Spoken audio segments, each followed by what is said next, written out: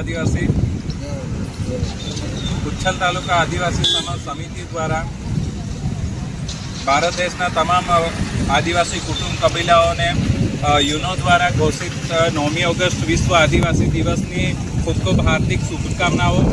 અને આજના દિવસ દરમિયાન હું કહેવા માગું છું, આદિવાસી તમામ ભારત દેશના આદિવાસીઓને એક સંદેશો આપવા માગું છું કે આપણે 9મી ઓગસ્ટના દિવસે ફક્ત નાચવા કૂદવા અને કોઈ પણ પ્રકારની ધીંગામસ્તી કરવા માટે જ આપણે ભેગા નથી થવાનું।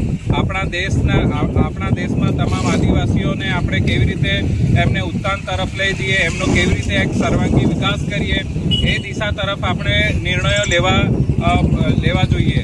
અને આદિવાસીઓને કેવી રીતે શૈક્ષણિક ક્ષેત્રમાં આપણે આગળ વધાવીએ, કેવી રીતે એ લોકોને જે પણ એ લોકોની રોજગારી હોય કે જે પણ ખેતી કરતા હોય અથવા તો કોઈ પણ કામ ધંધાઓ કરતા હોય એમાં કેવી રીતે આગળ વધવાનું છે, બાળકો ઉચ્ચ શિક્ષણ કેવી રીતે પ્રાપ્ત કરે એ દિશામાં આપણે નિર્ણય લેવાના છે। એટલે હું આજના ખાસ દિવસ દરમિયાન હું સૌને આ જ સંદેશો આપું છું કે આપણે સૌ આગળ વધીએ અને આવા જે ખાસ દિવસો છે 9મી ઓગસ્ટને, એવા તે દિવસે આપણે કોઈક સારા એવા નિર્ણયો લઈએ અને 9મી ઓગસ્ટને ઉજવીએ। જય આદિવાસી। જય આદિવાસી।